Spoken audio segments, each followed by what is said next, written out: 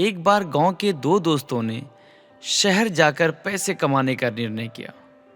शहर जाकर कुछ महीने में इधर उधर छोटा मोटा काम करके उन दोनों ने कुछ पैसे जमा किए और दोनों ने उन पैसों से अपना अपना व्यापार शुरू किया। दोनों का व्यापार यानी कि बिजनेस चल पड़ा। 2 साल में ही दोनों ने अच्छी खासी तरक्की कर ली।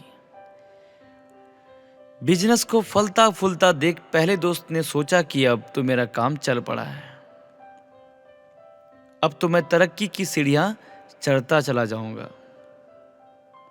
लेकिन उसकी सोच से विपरीत बिजनेस में उतार चढ़ाव के कारण उसे उस साल अत्यधिक घाटा हुआ। अब तक आसमान में उड़ रहा हुआ व्यक्ति आखिरकार धरातल पर आ गिरा। वह उन कारणों को तलाशने लगा जिसकी वजह से उसका बिजनेस बाजार की मार नहीं सह पाया। सबसे पहले उसने अपने दोस्त के व्यवसाय की स्थिति का पता लगाया, जिसने उसके साथ ही व्यापार आरंभ किया था। वह यह जानकर हैरान रह गया कि इस उतार चढ़ाव और मंदी के दौर में भी उसका व्यवसाय मुनाफे में है। उसने तुरंत उसके पास जाकर इसका कारण जानने का निर्णय लिया। अगले ही दिन वह अपने दोस्त के पास पहुंचा। दोस्त ने उसका खूब आदर सत्कार किया और उसके आने का कारण पूछा। बोला, दोस्त, इस वर्ष मेरा व्यवसाय बहुत ही खराब चल रहा है और मेरा व्यवसाय बाजार की मार नहीं झेल पाया, बहुत घाटा झेलना पड़ा। तुम भी तो इसी व्यवसाय में हो, तुमने ऐसा क्या किया कि इस उतार चढ़ाव के दौर में भी तुमने मुनाफा कमाया? यह बात सुनकर उसका दोस्त बोला, भाई मैं तो बस सीखता जा रहा हूं, अपनी गलती से भी और साथ ही दूसरों की गलतियों से भी। जो समस्याएं सामने आती है तो उसका सामना अच्छे से कर पाता हूं और उसके कारण मुझे नुकसान नहीं उठाना पड़ता है। बस यह सीखने की प्रवृत्ति ही है जो मुझे जीवन में आगे बढ़ाती जा रही है। दोस्त की बात सुनकर दोस्त को अपनी भूल का एहसास हुआ। सफलता के मद में वो अति आत्मविश्वास से भर उठा था और सीखना छोड़ दिया था। वह यह प्रण कर वापस लौटा कि कभी सीखना नहीं छोड़ेगा। उसके बाद उसने कभी पीछे मुड़कर नहीं देखा और तरक्की की सीढ़ियां चढ़ता चला गया। तो दोस्तों, इस कहानी से हमें क्या सीख मिलती है? जीवन में कामयाब होना है तो इसे पाठशाला मान हर पल सीखते रहो। यहाँ नित नए परिवर्तन और नए विकास होते रहते हैं। यदि हम स्वयं को सर्वज्ञाता समझने की भूल करेंगे तो जीवन की दौड़ में पिछड़ जाएंगे, क्योंकि इस दौड़ में जीतता वही है जो लगातार दौड़ता रहता है। जिसने दौड़ना छोड़ दिया उसकी हार निश्चित है। इसलिए सीखने की ललक खुद में बनाए रखें, फिर कोई बदलाव, कोई उतार चढ़ाव आपको आगे बढ़ने से नहीं रोक सकता। धन्यवाद। मैं अभी सूफी आता हूँ फिर एक नई कहानी को लेकर। कहानी अच्छी है, अगर ये कहानी आपको अच्छी लगी तो इसे अपने दोस्तों के साथ शेयर करें ताकि वो भी अपने जीवन में इस अच्छे विचार के साथ अपनी जिंदगी में बदलाव ला सके।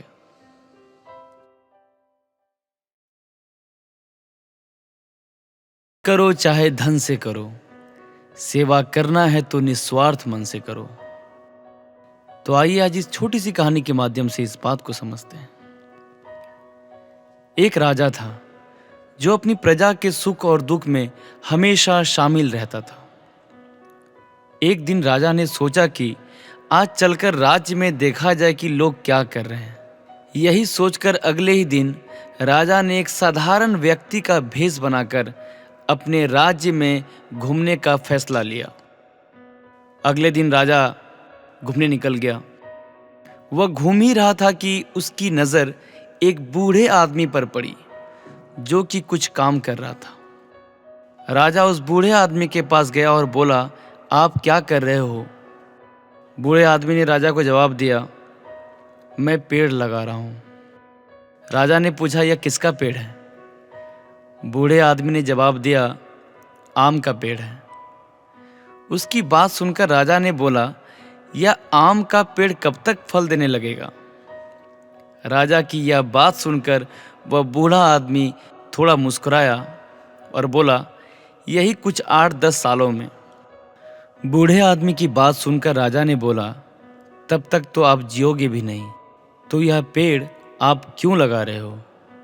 तब उस बूढ़े आदमी ने बोला, जब मैं जवान था तब मैंने भी बहुत आम खाया और उसमें से कोई भी आम का पेड़ मैंने नहीं लगाया था। हमारे बड़ों ने, बुजुर्गों ने हमारे लिए यह काम किया था, जिसका फल मुझको मिल रहा था। यही सोचकर मैं भी इस पेड़ को लगा रहा हूँ।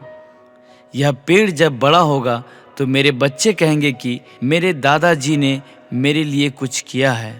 उस बूढ़े आदमी की बात सुनकर राजा भावुक हो गया और उसको गले से लगा लिया कि हर चीज़ हमें अपने मतलब से ही नहीं करनी चाहिए। कभी दूसरों के लिए भी कुछ करके हमें उनकी निस्वार्थ सेवा करनी चाहिए। धन्यवाद। मैं अभी सूफी आता हूँ फिर एक नई कहानी को लेकर। कहानी अच्छी है, अगर ये कहानी आपको अच्छी लगी तो इसे अपने दोस्तों के साथ शेयर करें ताकि वो भी अपने ज़िंदगी में इस अच्छे विचार के साथ अपने जीवन में बदलाव ला सके। कहते हैं कि हालात वो ना रखें जो हौसलों को बदल दे, बल्कि हौसला वो रखें जो हालातों को बदल दे। तो आइए आज इस छोटी सी कहानी के माध्यम से इस बात को समझते हैं। एक शहर में बहुत धनी व्यक्ति था। बहुत बड़ा व्यापार था उसका। जिंदगी में हर प्रकार का सुख था, हर प्रकार का वैभव था। लेकिन एक दिन उसकी जिंदगी में ऐसा वक्त आया, उसे व्यापार में बहुत बड़ा घाटा पड़ा। उसकी सारी संपत्ति बिक गई। जो भी उसने जिंदगी भर मेहनत करके कमाया था वो सब कुछ खत्म हो गया था। ऐसे हालातों में वो इतना टूट गया, उसने मन में सोचा कि ऐसी जिंदगी से तो बेहतर है कि मैं आत्महत्या कर लूं, खुद को ही खत्म कर दूं। मन में ऐसा सोचकर वो अपने नगर के बाहर एक पहाड़ी की चोटी से कूदने के लिए गया।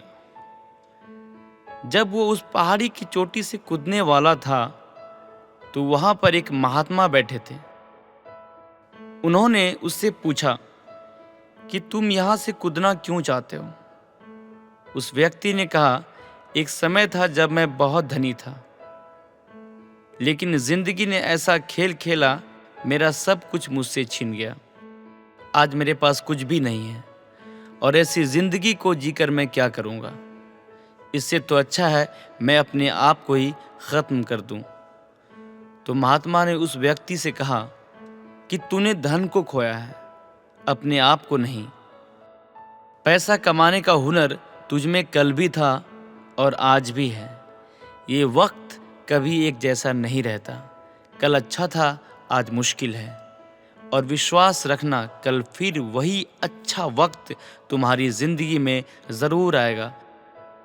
उम्मीद मुश्किल वक्त का सबसे बड़ा सहारा है। ये मुश्किल वक्त तुम्हारी हिम्मत और तुम्हारे हुनर का इंतकाम लेने आया है। तो तू हिम्मत मत हार और अपने घर वापस जा और पहले की तरह मेहनत करके जो कुछ भी तेरे पास था उसे वापस हासिल कर।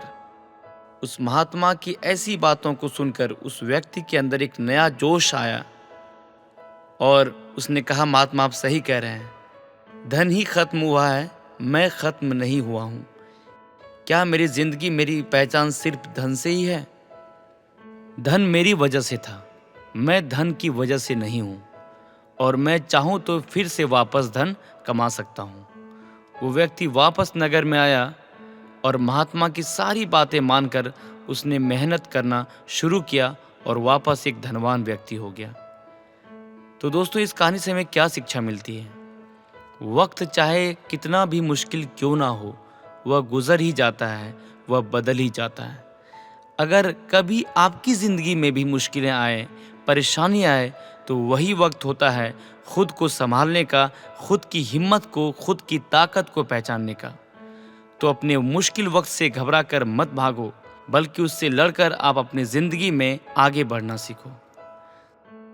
धन्यवाद। मैं अभी सूफी आता हूँ फिर एक नई कहानी को लेकर। कहानी अच्छी है, अगर ये कहानी आपको अच्छी लगी तो इसे अपने दोस्तों के साथ शेयर करें ताकि वो भी अपनी ज़िंदगी में इस अच्छे विचार के साथ अपनी ज़िंदगी में बदलाव ला सके।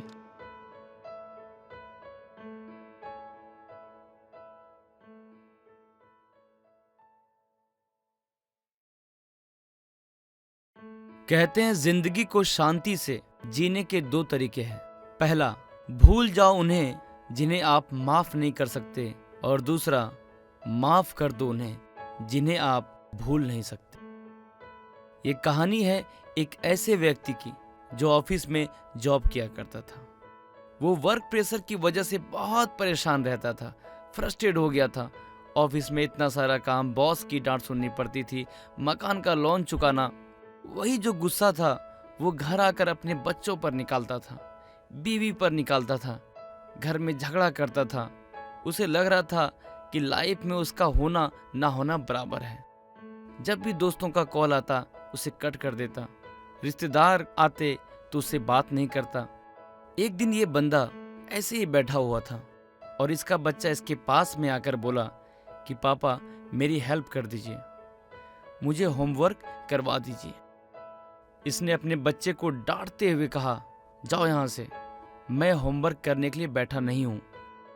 थोड़ी देर बाद जब उसका गुस्सा शांत हुआ, उसको लगा कि जाकर एक बार बच्चे की मदद कर देता हूँ। तो ये बच्चे के कमरे में पहुँचता है तो देखता है कि बच्चा सो चुका होता है। तब उसे लगा, देखता हूँ बच्चे को होमवर्क क्या करना था, क्या पूछना था मुझसे। तो वो जो होमवर्क था उसका टाइटल था, वो काम जो हमें शुरू में अच्छे नहीं लगते लेकिन बाद में धीरे धीरे धीरे अच्छे लगने लगते हैं। इस टाइटल पर बच्चे को ऐसे लिखना था। बच्चे ने एक पैराग्राफ लिख दिया था तो उस बंदे ने पढ़ना शुरू किया। बच्चे ने सबसे पहले लिखा था, थैंक यू सो मच उन फाइनल एग्जाम का जो शुरू में अच्छे नहीं लगते लेकिन उनकी वजह से बाद में समर वेकेशन आ जाती है।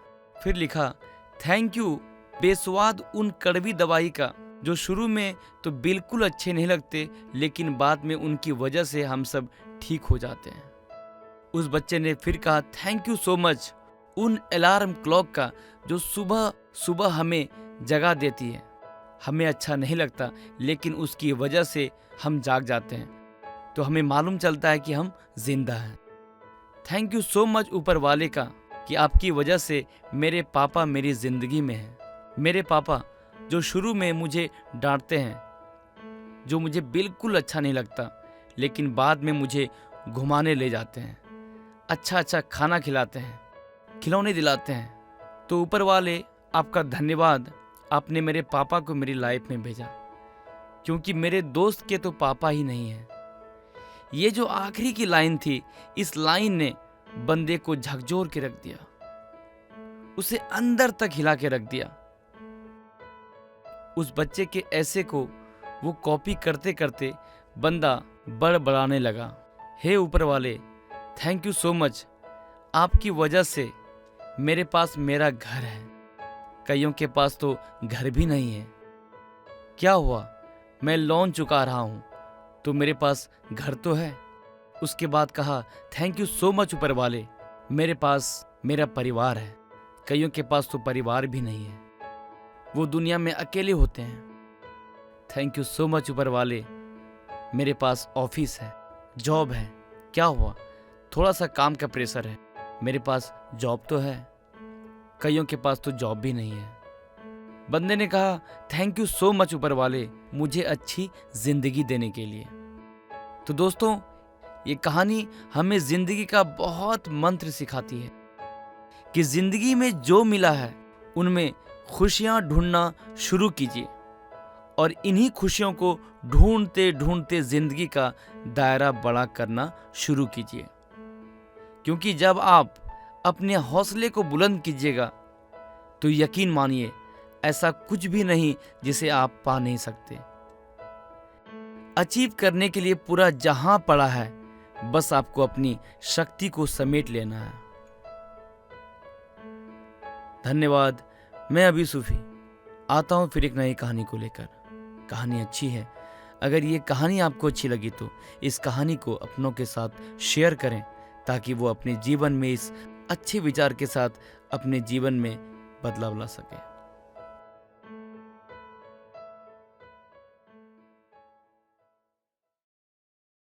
कहते हैं दिन नया निकलता है तो ख्यालात क्यों नहीं बदलते। किसी से भूल हुई है तो आप उसे क्षमा क्यों नहीं करते हैं। तो आइए आज इस छोटी सी कहानी के माध्यम से इस बात को समझते हैं।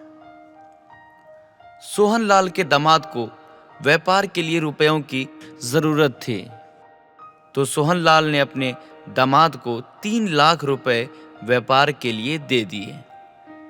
दामाद का व्यापार बहुत अच्छा जम गया, लेकिन उसने रुपए ससुर जी को नहीं लौटाए। कई बार मांगने पर भी जब रुपए नहीं लौटाए तो आखिर दोनों में झगड़ा हो गया। झगड़ा इस हद तक बढ़ गया कि दोनों का एक दूसरे के यहाँ आना जाना बिल्कुल बंद हो गया। दोनों एक दूसरे से नफरत करने लगे। घृणा और द्वेष का आंतरिक संबंध अत्यंत गहरा हो गया। मजबूर होकर सोहनलाल हर समय हर संबंधी के सामने अपने दामाद की निंदा, निरादर और आलोचना करने लगे। अब हर वक्त उन्हें दामाद का चिंतन होने लगा। मानसिक तनाव इतना बढ़ गया कि उसका प्रभाव तन पर भी पड़ने लगा। बेचैनी बढ़ गई, लेकिन कोई समाधान नहीं मिल रहा था। आखिर में वे एक संत के पास गए और अपनी व्यथा, अपनी बात संत को बताई। सोहनलाल की व्यथा सुनने के बाद संत श्री ने कहा, बेटा तू बिल्कुल चिंता मत कर, भगवान की कृपा से सब ठीक हो जाएगा। बस तुम एक छोटा सा काम करना, तुम कुछ फल फ्रूट और मिठाइयाँ लेकर अपने बेटी दामाद के यहाँ जाना और उनसे मिलते ही सिर्फ इतनी सी बात कहना, मुझे माफ कर दो।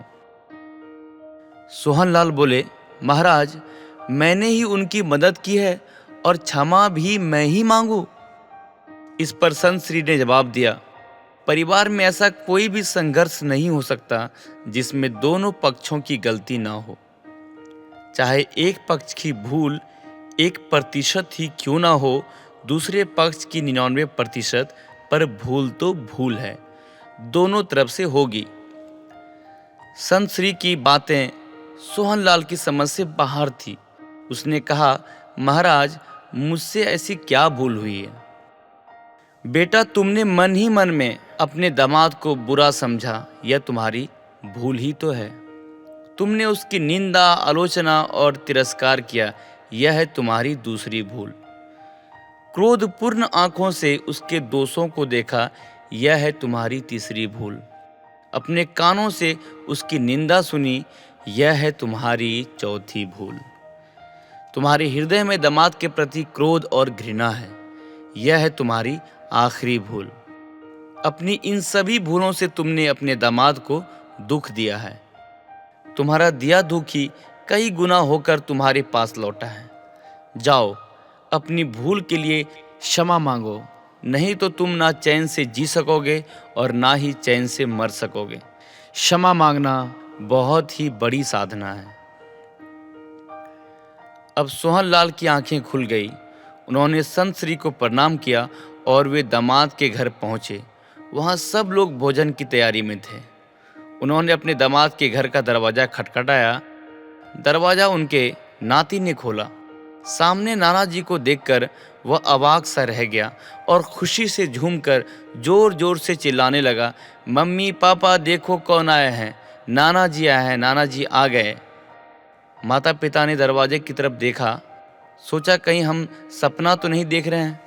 बेटी बरसों बाद पिता को अपने घर देखकर हर्ष से पुलकित हो उठी। 15 वर्ष के बाद आज पिताजी घर पर आए हैं। प्रेम से गला रूंध गया, कुछ बोल ना सकी।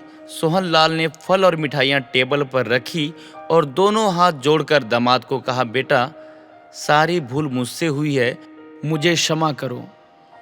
क्षमा शब्द निकलते ही उनके हृदय का प्रेम आंखों से आंसू बनकर बहने लगा। दामाद उनके चरणों में गिर गए और अपनी भूल के लिए हाथ जोड़कर रो रो कर क्षमा याचना करने लगे। ससुर जी के प्रेम आंसू दामाद की पीठ पर गिरने लगे और दामाद के पश्चाताप और प्रेम भरे आंसू ससुर जी के चरणों में गिरने लगे। पिता पुत्री से और पुत्री अपने पिता से क्षमा मांगने लगी। सच में बरसों बाद घर में क्षमा और प्रेम का अथाह सागर फूट पड़ा।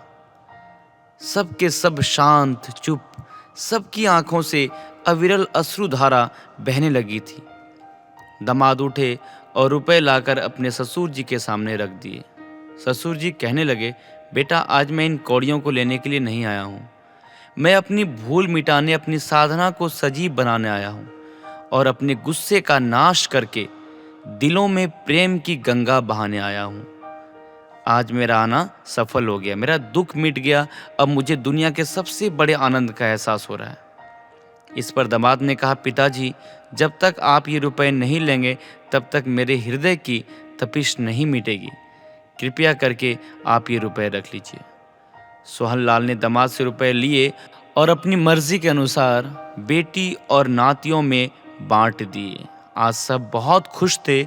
सब कार में बैठे घर पहुंचे। 15 वर्ष बाद उस अर्धरात्रि में जब माँ बेटी, भाई बहन, ननद भाभी और बालकों का मिलन हुआ तो ऐसा लग रहा था कि मानो साक्षात प्रेम ही शरीर धारण किए वहां पहुंच गया हो। सारा परिवार प्रेम रूपी सागर में आनंदित था। क्षमा मांगने के बाद से तो जैसे सोहनलाल के दुख, चिंता, तनाव, भय, निराशा रूपी मानसिक रोग जड़ से ही मिट गए और साधना सजीव हो उठी। तो दोस्तों, इस कहानी से हमें क्या सीख मिलती है? हमें भी अपने दिल में क्षमा रखनी चाहिए। हालांकि ये एक मुश्किल काम है, लेकिन जब कर लेते हैं तब यह अनुभूति होती है कि हमने किसी और पर नहीं, अपने पर ही उपकार किया है।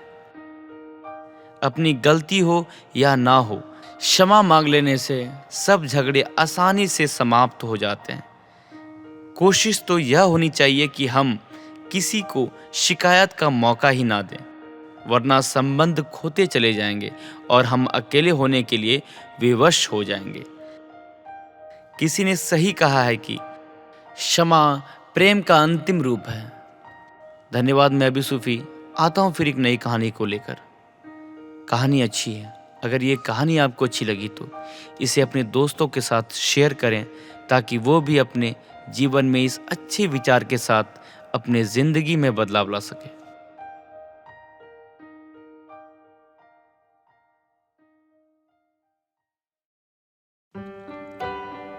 जिंदगी के दबाव में हमें कभी नहीं आना चाहिए। तो आइए आज इस छोटी सी कहानी के माध्यम से इस बात को समझते हैं। एक बार एक मूर्तिकार जंगल से जा रहा था। तभी मूर्तिकार की नजर वहां पड़े एक पत्थर पे जाती है। तो मूर्तिकार ने सोचा, क्यों ना आज जंगल में ही पत्थर की मूर्ति बनाई जाए। वह वहीं रुक गया और अपने थैले से सामान निकाला और पत्थर पे जैसे ही उसने पहला प्रहार किया तभी पत्थर से आवाज आती है, रुको प्लीज, मुझे मत मारो, मुझ पे प्रहार मत करो, मुझे छोड़ दो। मूर्तिकार थोड़ा दयालु था, उसने पत्थर को वहीं छोड़ दिया और वो आगे बढ़ गया।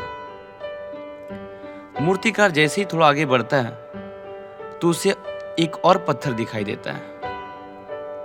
तो मूर्तिकार को लगा ये पत्थर सही है। मूर्तिकार ने फिर अपने थैले से सामान निकाला और जैसे ही इस पत्थर पर प्रहार किया, लेकिन इस बार इस पत्थर से कोई आवाज नहीं आई। मूर्तिकार ने आखिरकार मूर्ति बना ही ली, लेकिन मूर्ति काफी बड़ी थी।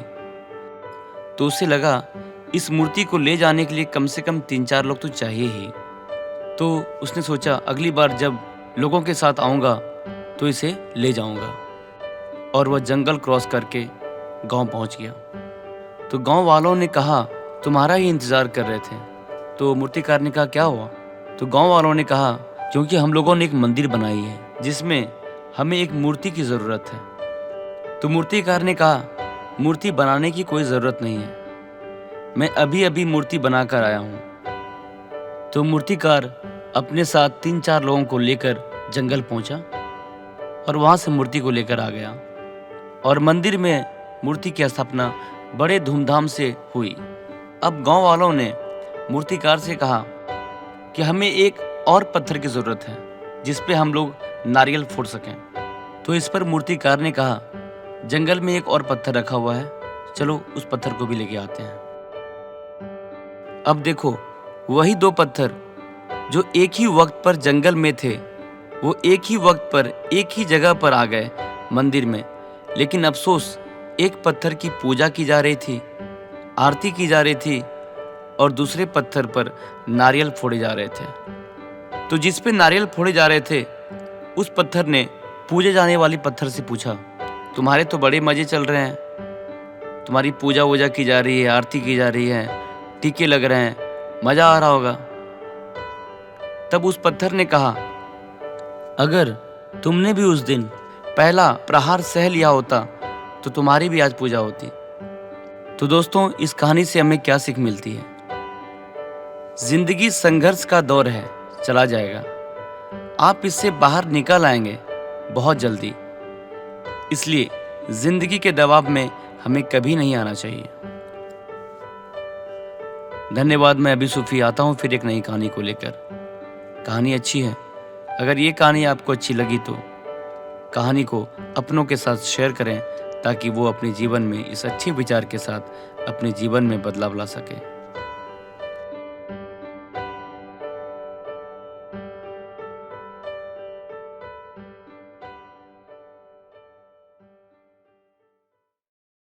जब जीवन आपको कठिन परिस्थितियों में डालता है तो यह मत कहो मुझे क्यों, बल्कि कहो क्योंकि मैं ही कर सकता हूं।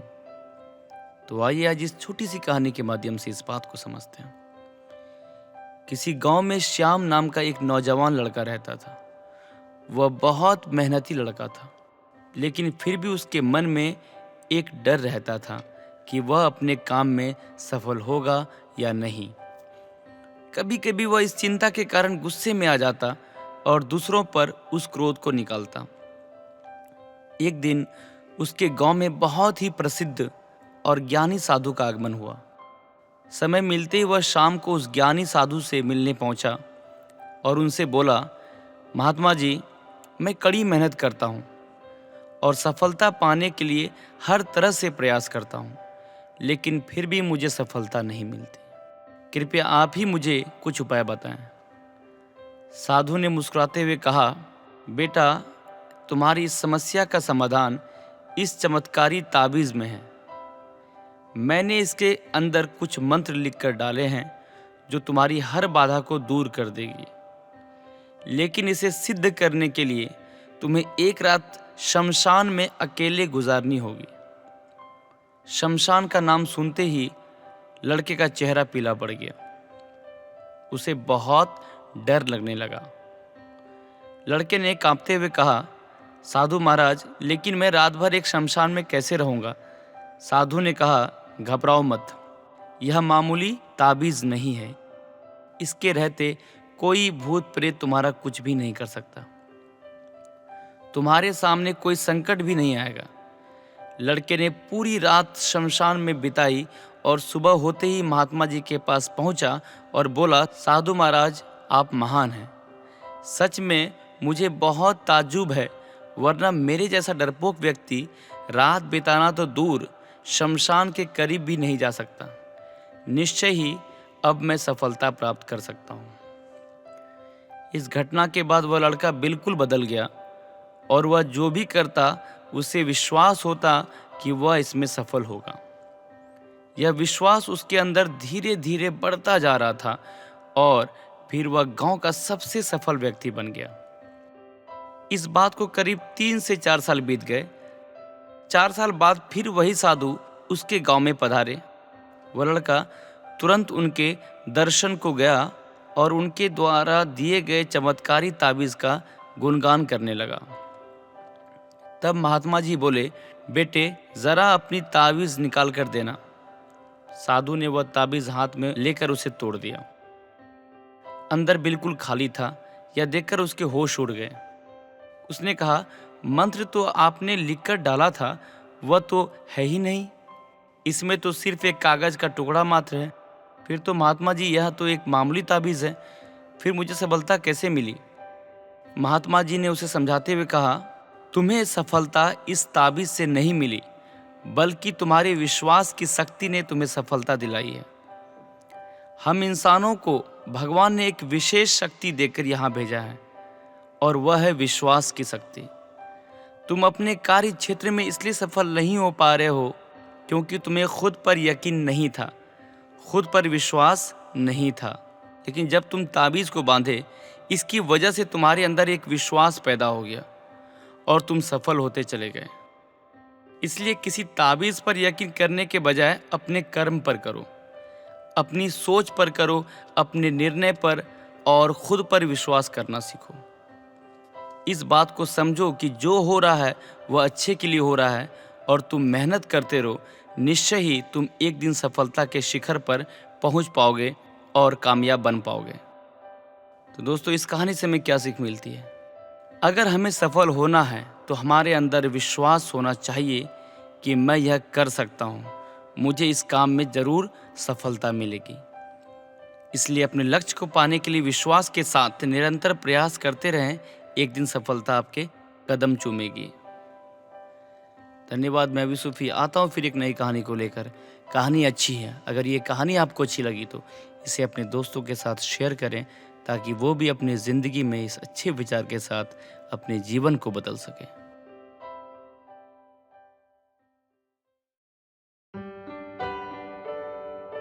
कहते हैं कमज़ोर होना बुरा नहीं, कामचोर होना बहुत बुरा। तो आइए आज इस छोटी सी कहानी के माध्यम से इस बात को समझते हैं। एक आश्रम में अपने गुरु के साथ एक शिष्य रहता था, लेकिन वह बहुत बड़ा आलसी था, क्योंकि वह आज का काम कल पर और कल का काम परसों पर छोड़ देता था। एक दिन गुरु ने सोचा कि क्या किया जाए, कैसे इसे समझाया जाए। तो उनके दिमाग में एक रणनीति आई और उन्होंने उसे पाठ पढ़ाने का तरीका खोज निकाला। उन्होंने अपने शिष्य से कहा कि ये काला पत्थर मैं तुम्हें देकर जा रहा हूँ, इसकी मदद से तुम जिस भी लोहे की चीज को घिसोगे वह सोने की बन जाएगी। लेकिन तुम्हारे पास कल सूर्यास्त तक का समय है। और यह कहकर गुरुजी चल पड़े। अब वह आलसी शिष्य सोचता रहा कि मैं इस पत्थर से यह करूँगा, वह करूँगा, ये लूँगा, वो लूँगा, अभी तो मेरे पास काफ़ी समय है और मैं खूब सारा सोना बना लूँगा। आलसी आदमी ने सोते सोते बहुत ख्वाब बुन लिए, लेकिन उनको पूरा करने की जहमत नहीं उठा रहा था। सिर्फ सोच रहा था और सोचते सोचते उसका एक दिन बीत गया। जैसे ही वह सुबह उठा तो उसने सोचा, अभी तो मेरे पास शाम तक का समय है, मैं इसे बहुत जल्दी पूरा कर लूँगा। देखते देखते दोपहर हुई। उसने खाना खाया और सोचा थोड़ी देर आराम कर लेता हूँ, उठने के बाद कर लूँगा। और वह आलसी शिष्य सो गया।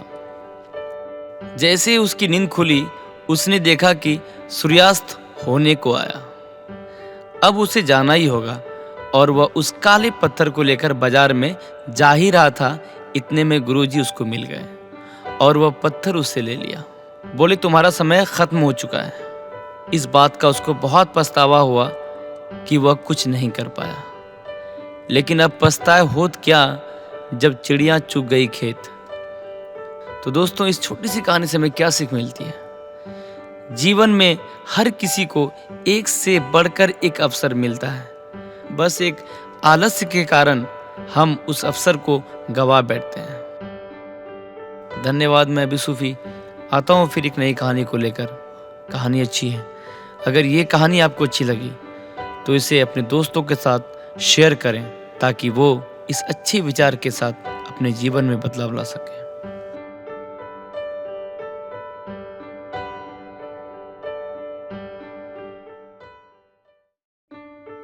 किसी व्यक्ति की पहचान उसके अच्छे वस्त्र से नहीं होती, बल्कि उसके अच्छे चरित्र से होती है। तो चलिए इस कहानी के माध्यम से इस बात को समझते हैं। एक समय की बात है, स्वामी विवेकानंद जी विदेश यात्रा के लिए रवाना हुए। जब स्वामी विवेकानंद जी विदेश पहुंचे तो वहां पर आए कुछ लोगों ने उन्हें देखा कि उनके पास छोटा बैग है जिसमें थोड़ी बहुत किताबें हैं और उनके पास कुछ नहीं था। तो वहां पे कुछ लोगों ने उनसे पूछा कि स्वामी जी, आपके बाकी सामान कहाँ है? कुछ लोगों ने उनका मजाक उड़ाते हुए कहा, ये कैसी संस्कृति है आपकी? आपने अपने तन पर बस एक भगवा वस्त्र लपेट के रखा हुआ है। इस पे स्वामी जी ने मुस्कुराते हुए जवाब दिया, हमारी संस्कृति और आपकी संस्कृति बिल्कुल अलग है। आपकी संस्कृति का निर्माण आपके दर्जी करते हैं, जबकि हमारी संस्कृति का निर्माण हमारे अच्छे चरित्र करते हैं। संस्कृति वस्त्रों में नहीं, चरित्र के विकास में है। तो दोस्तों, आपने सुना स्वामी विवेकानंद जी का जवाब। अक्सर हम लोग भी किसी व्यक्ति को उसके अच्छे पहनावे से जज करते हैं, जबकि उस व्यक्ति का चरित्र ही उसकी पहचान होती है। तो दोस्तों, इस कहानी से हमें यही सीख मिलती है कि बाहरी दिखावे से दूर रहकर अपने चरित्र के विकास पर ध्यान देना चाहिए। धन्यवाद। मैं अभी सूफी आता हूँ फिर एक नई कहानी को लेकर। कहानी अच्छी है। अगर ये कहानी आपको अच्छी लगी तो इस कहानी को अपनों के साथ शेयर करें, ताकि वो अपने जीवन में इस अच्छे विचार के साथ अपने जीवन में बदलाव ला सके।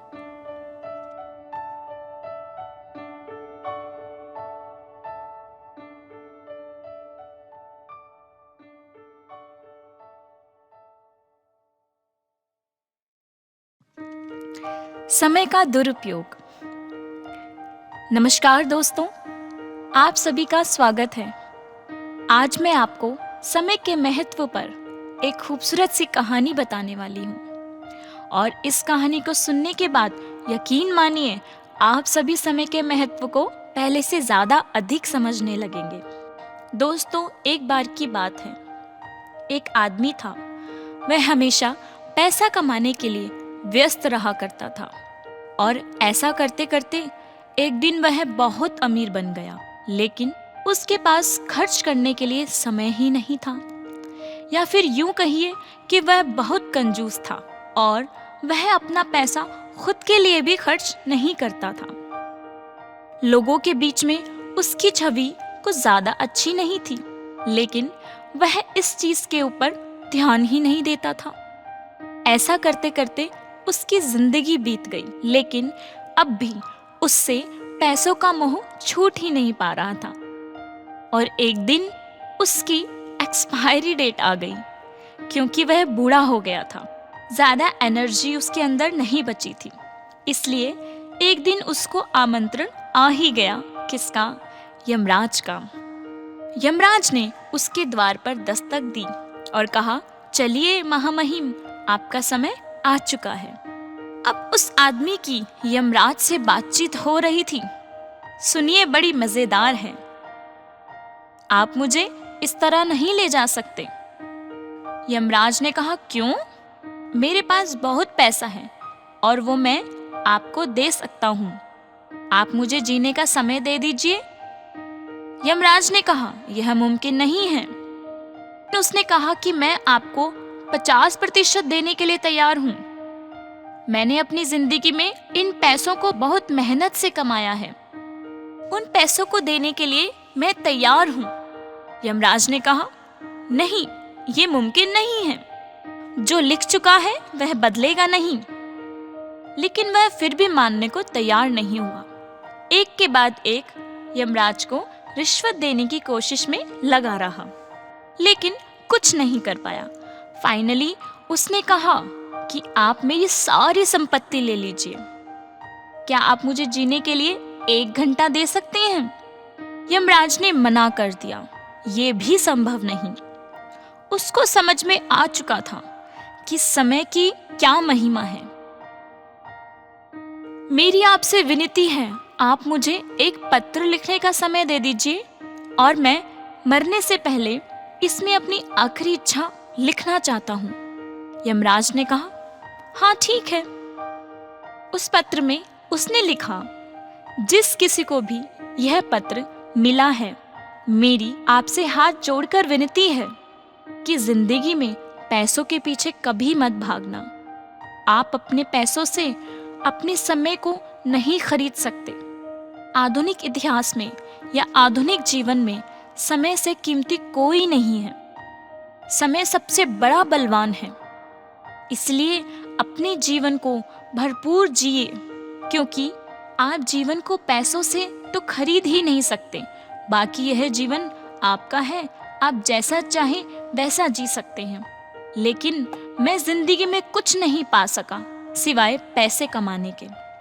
वह पैसा मेरे कुछ भी काम नहीं आया। इसीलिए मेरी आपको यही सलाह है कि आप जिंदगी को खुलकर जिए, खुशियां बांटें और खुश रहें। बात थोड़ी सी मैंने गहरी वाली बोली है, लेकिन मैं आशा करती हूँ कि आपको यह समझ में आ गया होगा। समय का महत्व जीवन में समय ही सिखाता है, क्योंकि चोट लगने पर ही तो इंसान संभलता है। तो मैं आपसे विदा लेती हूँ।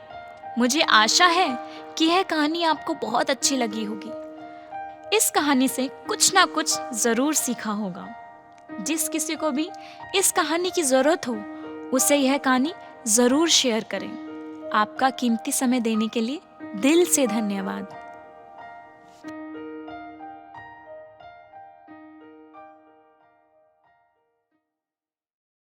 कहते हैं हार और जीत का फैसला सिर्फ काबिलियत से नहीं होता।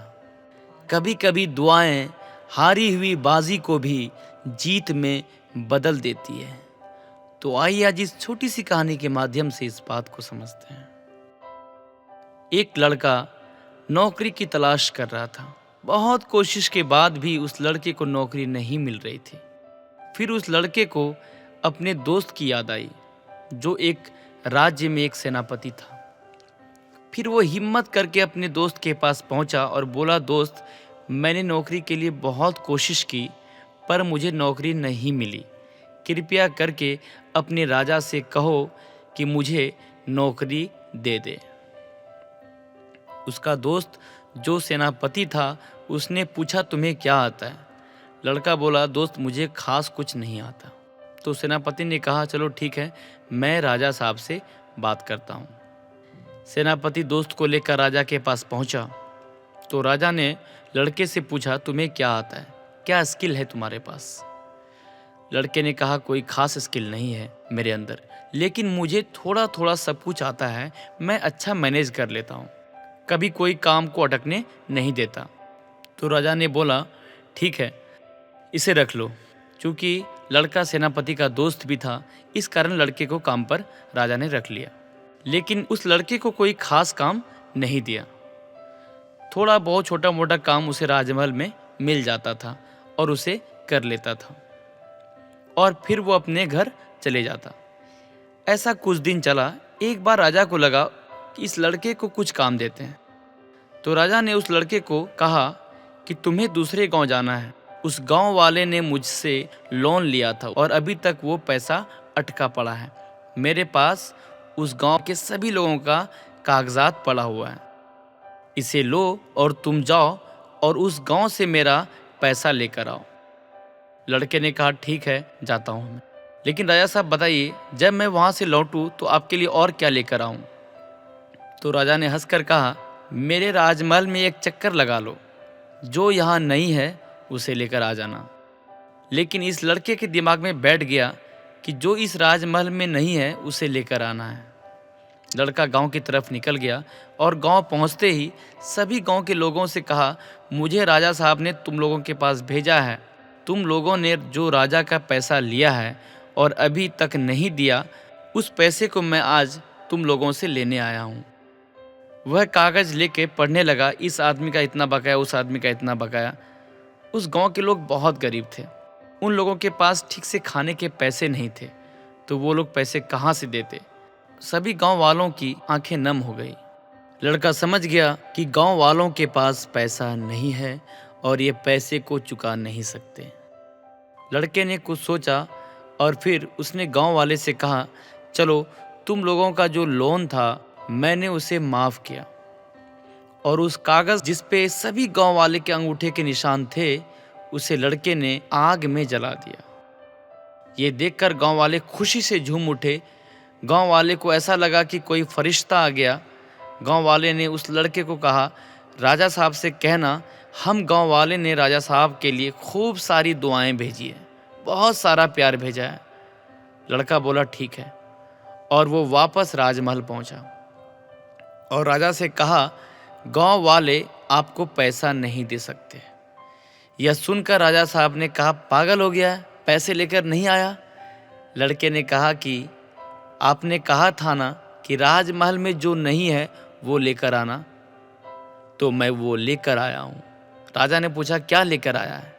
लड़के ने कहा, उस गांव वाले की दुआएं और ढेर सारा प्यार और आशीर्वाद जो इस महल में नहीं था, उसे लेकर आया हूँ। राजा समझदार था, कुछ नहीं बोला। कुछ दिन बाद इस राजा पर दूसरे राज्य के राजा ने हमला कर दिया, और हमला इतना भयानक था कि राजा को अपनी जान बचाकर भागनी पड़ी, और राजा के साथ वो लड़का भी था। इस लड़के ने कहा, राजा साहब मैं आपको एक जगह पर छुपा सकता हूँ। राजा ने पूछा, कहाँ? बोला, उसी गांव में चलते हैं जहाँ आपने सभी गांव वालों का लोन माफ़ किया था, वो गांव वाले आपको बचा लेंगे। लड़के ने गांव वाले को संदेश भिजवा दिया कि राजमहल में हमला हुआ है और राजा साहब तत्काल उसी गांव में रहेंगे, और राजा साहब तत्काल उसी गांव में रहेंगे। राजा के गांव जाते ही सभी लोग राजा को देखकर खुश हो गए, और सारे गांव वालों ने राजा साहब का स्वागत किया और उन्हें सुरक्षा प्रदान किया। यह देखकर राजा साहब बहुत खुश हुए और गांव वालों को इसके लिए बहुत बहुत शुक्रिया कहा। हमला शांत होने के बाद राजा अपने राजमहल पहुंचा। राजमहल पहुंचते ही राजा को एहसास हुआ कि आज गांव वाले की आशीर्वाद और दुआओं के कारण आज उसकी जान बची है। तो दोस्तों, इस कहानी से हमें क्या सीख मिलती है? दुआएं कमाते चलिए, आशीर्वाद कमाते चलिए, प्यार कमाते चलिए। वो कहते हैं ना कि चमत्कार हो जाना, वो रियल में किसी का प्यार और आशीर्वाद होता है। ब्लेसिंग में बहुत ताकत होती है। अगर हम अच्छा काम करेंगे तो अच्छा अपने आप होने लगेगा। थोड़ा वक्त लग सकता है, लेकिन चीज़ें आपके फेवर में होंगी। धन्यवाद। मैं अभी सूफी आता हूँ फिर एक नई कहानी को लेकर। कहानी अच्छी है, अगर ये कहानी आपको अच्छी लगी तो इसे अपने दोस्तों के साथ शेयर करें, ताकि वो भी अपने जीवन में इस अच्छी विचार के साथ अपने ज़िंदगी में बदलाव ला सके। खुशी बाहर ढूंढने से नहीं मिलती, वह तो हमारे अंदर ही छुपी हुई होती है। तो आइए आज इस छोटी सी कहानी के माध्यम से इस बात को समझते हैं। एक कौवा एक वन में रहा करता था। उसे कोई कष्ट नहीं था और वह अपने जीवन से पूरी तरह संतुष्ट था। एक दिन उड़ते हुए वह एक सरोवर के किनारे पहुंचा। वहां उसने एक उजले सफेद हंस को तैरते हुए देखा। उसे देखकर वह सोचने लगा, यह हंस कितना सौभाग्यशाली है जो इतना सफेद और सुंदर है। इधर मुझे देखो, मैं कितना काला और बदसूरत हूँ। यह हंस अवश्य इस दुनिया का सबसे खुशहाल पक्षी होगा। वह हंस के पास गया और अपने मन की बात उसे बता दी।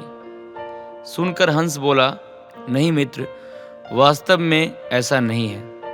पहले मैं भी सोचा करता था कि मैं इस दुनिया का सबसे सुंदर पक्षी हूँ, इसलिए बहुत सुखी और खुश था। लेकिन एक दिन मैंने तोते को देखा जिसके पास 2 रंगों की अनूठी छटा थी। उसके बाद से मुझे यकीन है कि वह दुनिया का सबसे सुंदर और खुशहाल पक्षी है। हंस की बात सुनने के बाद कौवा तोते के पास गया और उससे पूछा कि क्या वह दुनिया का सबसे खुशहाल पक्षी है। तो तोते ने उत्तर दिया, मैं बहुत ही खुशगवार जीवन व्यतीत कर रहा था जब तक मैंने मोर को नहीं देखा था, किंतु अब मुझे लगता है कि मोर से सुंदर तो कोई हो ही नहीं सकता, इसलिए वही दुनिया का सबसे सुखी और खुशहाल पक्षी है। इसके बाद कौवा मोर की खोज में निकला। उड़ते उड़ते वह एक चिड़ियाघर पहुंचा। वहां उसने देखा कि मोर एक पिंजरे में बंद है और उसे देखने के लिए बहुत सारे लोग जमा हैं। सभी मोर की बहुत सराहना कर रहे थे। सबके जाने के बाद कौवा मोर के पास गया और उससे बोला, तुम कितने सौभाग्यशाली हो जो तुम्हारी सुंदरता के कारण हर रोज हजारों लोग तुम्हें देखने आते हैं। मुझे तो लोग अपने आसपास भी भटकने नहीं देते और देखते ही भगा देते हैं। तुम इस दुनिया के सबसे खुशहाल पक्षी हो ना। कौवे की बात सुनकर मोर उदास हो गया। वह बोला, मित्र, मुझे भी अपनी सुंदरता पर बहुत गुमान था। मैं सोचा करता था कि मैं इस दुनिया का क्या बल्कि इस पूरे ब्रह्मांड का सबसे सुंदर पक्षी हूँ, इसलिए खुश भी बहुत था। लेकिन मेरी यह सुंदरता मेरी शत्रु बन गई है और मैं इस चिड़ियाघर में बंद हूँ। यहाँ आने के बाद, इस पूरे चिड़ियाघर का अच्छी तरह मुआयना करने के बाद मैं इस नतीजे पर पहुँचा हूँ कि कौवा ही एक ऐसा पक्षी है जो यहाँ कैद नहीं है।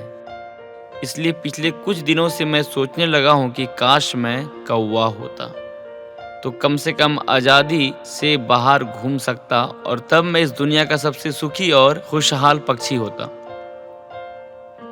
तो दोस्तों, इस कहानी से हमें क्या सीख मिलती है?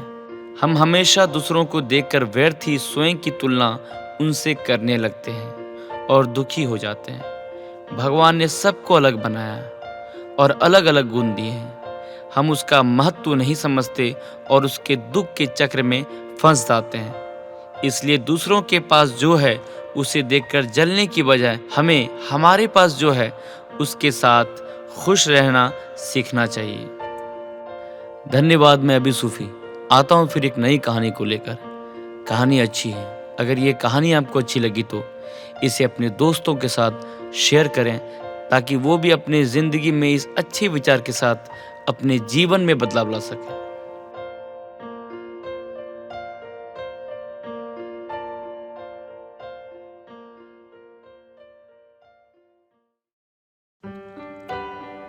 जिंदगी के दबाव में हमें कभी नहीं आना चाहिए। तो आइए आज इस छोटी सी कहानी के माध्यम से इस बात को समझते हैं। एक बार एक मूर्तिकार जंगल से जा रहा था। तभी मूर्तिकार की नजर वहां पड़े एक पत्थर पे जाती है। तो मूर्तिकार ने सोचा, क्यों ना आज जंगल में ही पत्थर की मूर्ति बनाई जाए। वह वहीं रुक गया और अपने थैले से सामान निकाला और पत्थर पे जैसे ही उसने पहला प्रहार किया तभी पत्थर से आवाज आती है, रुको प्लीज, मुझे मत मारो, मुझ पे प्रहार मत करो, मुझे छोड़ दो। मूर्तिकार थोड़ा दयालु था, उसने पत्थर को वहीं छोड़ दिया और वो आगे बढ़ गया। मूर्तिकार जैसे ही थोड़ा आगे बढ़ता है तो उसे एक और पत्थर दिखाई देता है। तो मूर्तिकार को लगा ये पत्थर सही है। मूर्तिकार ने फिर अपने थैले से सामान निकाला और जैसे ही इस पत्थर पर प्रहार किया, लेकिन इस बार इस पत्थर से कोई आवाज नहीं आई। मूर्तिकार ने आखिरकार मूर्ति बना ही ली, लेकिन मूर्ति काफी बड़ी थी। तो उसे लगा इस मूर्ति को ले जाने के लिए कम से कम 3-4 लोग तो चाहिए ही। तो उसने सोचा अगली बार जब लोगों के साथ आऊंगा तो इसे ले जाऊंगा। और वह जंगल क्रॉस करके गांव पहुंच गया। तो गांव वालों ने कहा तुम्हारा ही इंतजार कर रहे थे। तो मूर्तिकार ने कहा क्या हुआ? तो गांव वालों ने कहा क्योंकि हम लोगों ने एक मंदिर बनाई है जिसमें हमें एक मूर्ति की जरूरत है। तो मूर्तिकार ने कहा मूर्ति बनाने की कोई जरूरत नहीं है, मैं अभी अभी मूर्ति बनाकर आया हूँ। तो मूर्तिकार अपने साथ 3-4 लोगों को लेकर जंगल पहुंचा और वहां से मूर्ति को लेकर आ गया और मंदिर में मूर्ति की स्थापना बड़े धूमधाम से हुई। अब गांव वालों ने मूर्तिकार से कहा कि हमें एक और पत्थर की जरूरत है जिस पे हम लोग नारियल फोड़ सकें। तो इस पर मूर्तिकार ने कहा जंगल में एक और पत्थर रखा हुआ है, चलो उस पत्थर को भी लेके आते हैं। अब देखो वही 2 पत्थर जो एक ही वक्त पर जंगल में थे वो एक ही वक्त पर एक ही जगह पर आ गए मंदिर में, लेकिन अफसोस एक पत्थर की पूजा की जा रही थी, आरती की जा रही थी और दूसरे पत्थर पर नारियल फोड़े जा रहे थे। तो जिस पे नारियल फोड़े जा रहे थे, उस पत्थर ने पूजे जाने वाली पत्थर से पूछा, तुम्हारे तो बड़े मजे चल रहे हैं, तुम्हारी पूजा वूजा की जा रही है, आरती की जा रही है, टीके लग रहे हैं, मजा आ रहा होगा। तब उस पत्थर ने कहा, अगर तुमने भी उस दिन पहला प्रहार सह लिया होता तो तुम्हारी भी आज पूजा होती। तो दोस्तों, इस कहानी से हमें क्या सीख मिलती है? जिंदगी संघर्ष का दौर है, चला जाएगा। आप इससे बाहर निकल आएंगे बहुत जल्दी। इसलिए जिंदगी के दबाव में हमें कभी नहीं आना चाहिए। धन्यवाद। मैं अभी सूफी आता हूँ फिर एक नई कहानी को लेकर। कहानी अच्छी है। अगर ये कहानी आपको अच्छी लगी तो कहानी को अपनों के साथ शेयर करें ताकि वो अपने जीवन में इस अच्छे विचार के साथ अपने जीवन में बदलाव ला सके।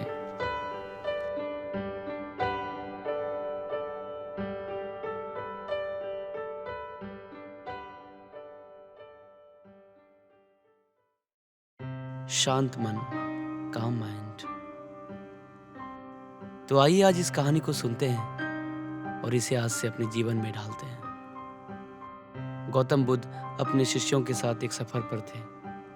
सफर पे चलते चलते बुद्ध को प्यास लगी तो उन्होंने अपने शिष्य से कहा, जाओ जाकर मेरे लिए पानी लेकर आओ।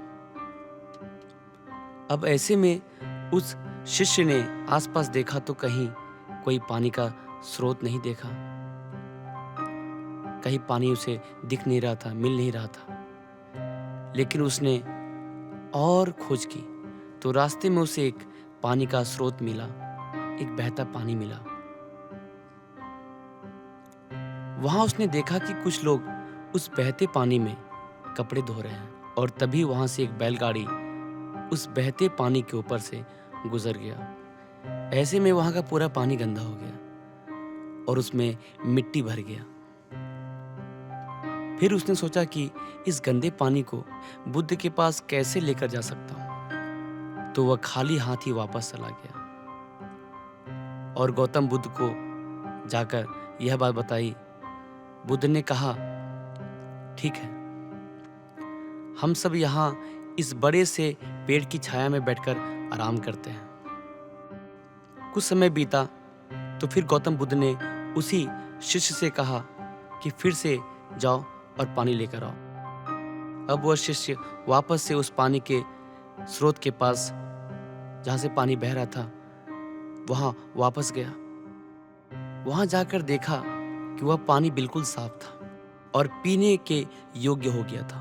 अब वह शिष्य बुद्ध के लिए वह पानी लेकर आया और वह पानी उसने गौतम बुद्ध को पिलाया। शिष्य ने पूछा, हे महात्मा बुद्ध, यह कैसे हुआ? पहले तो पानी बहुत गंदा था, उसमें कीचड़ था, उसमें मिट्टी फैल गई थी। तो महात्मा बुद्ध ने बहुत ही सरल जवाब दिया, जिस तरह से पानी में मिट्टी फैल गई थी लेकिन उसे थोड़े समय तक छोड़ देने पर उसका सारा मिट्टी नीचे बैठ गया और वह पानी वापस से साफ हो गया। उसी प्रकार हमारा मन भी है। जब हमारा मन अशांत हो जाए तब उसे वक्त देकर शांत करो। हमारा मन भी थोड़े समय के बाद शांत जरूर होगा। अशांत मन से कोई भी निर्णय लेना नहीं चाहिए। बस हमें यह करना है कि अपने मन को थोड़ी देर तक शांत रखना है, जिससे कि हम अच्छे फैसले ले सकते हैं। तो इस स्टोरी का मोरल क्या है? स्टोरी से हम लोग यही सीखते हैं कि अशांत मन से लिए हुए फैसले हमेशा गलत होते हैं। हमें हमेशा शांत मन के साथ ही निर्णय लेना चाहिए, जिससे कि गलतियां होने की गुंजाइश कम हो जाती है। धन्यवाद। मैं अभी सूफी आता हूँ फिर एक नई कहानी को लेकर। कहानी अच्छी है। अगर ये कहानी आपको अच्छी लगी तो अपनों के साथ शेयर करें ताकि वो अपने जीवन में इस अच्छे विचार के साथ अपने जीवन में बदलाव ला सके।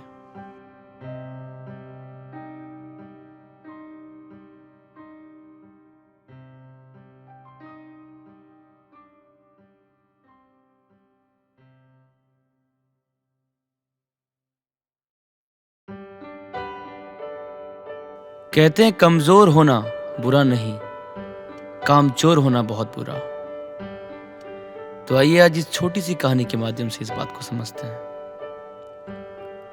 एक आश्रम में अपने गुरु के साथ एक शिष्य रहता था, लेकिन वह बहुत बड़ा आलसी था, क्योंकि वह आज का काम कल पर और कल का काम परसों पर छोड़ देता था।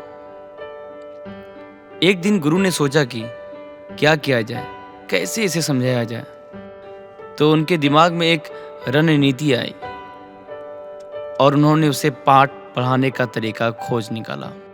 उन्होंने अपने शिष्य से कहा कि ये काला पत्थर मैं तुम्हें देकर जा रहा हूं, इसकी मदद से तुम जिस भी लोहे की चीज को घिसोगे वह सोने की बन जाएगी, लेकिन तुम्हारे पास कल सूर्यास्त तक का समय है। और यह कहकर गुरुजी चल पड़े। अब वह आलसी शिष्य सोचता रहा कि मैं इस पत्थर से यह करूंगा, वह करूंगा, ये लूंगा, वो लूंगा, अभी तो मेरे पास काफी समय है और मैं खूब सारा सोना बना लूंगा। आलसी आदमी ने सोते सोते बहुत ख्वाब बुन लिए, लेकिन उनको पूरा करने की जहमत नहीं उठा रहा था। सिर्फ सोच रहा था और सोचते सोचते उसका एक दिन बीत गया। जैसे ही वह सुबह उठा तो उसने सोचा अभी तो मेरे पास शाम तक का समय है, मैं इसे बहुत जल्दी पूरा कर लूंगा। देखते देखते दोपहर हुई। उसने खाना खाया और सोचा थोड़ी देर आराम कर लेता हूँ, उठने के बाद कर लूंगा। और वह आलसी शिष्य सो गया। जैसे ही उसकी नींद खुली उसने देखा कि सूर्यास्त होने को आया। अब उसे जाना ही होगा और वह उस काले पत्थर को लेकर बाजार में जा ही रहा था। इतने में गुरुजी उसको मिल गए और वह पत्थर उससे ले लिया। बोले तुम्हारा समय खत्म हो चुका है। इस बात का उसको बहुत पछतावा हुआ कि वह कुछ नहीं कर पाया, लेकिन अब पछताए होत क्या जब चिड़िया चुग गई खेत। तो दोस्तों, इस छोटी सी कहानी से हमें क्या सीख मिलती है? जीवन में हर किसी को एक से बढ़कर एक अवसर मिलता है, बस एक आलस्य के कारण हम उस अवसर को गवा बैठते हैं। धन्यवाद। मैं अभी सूफी आता हूँ फिर एक नई कहानी को लेकर। कहानी अच्छी है, अगर ये कहानी आपको अच्छी लगी तो इसे अपने दोस्तों के साथ शेयर करें, ताकि वो इस अच्छे विचार के साथ अपने जीवन में बदलाव ला सकें।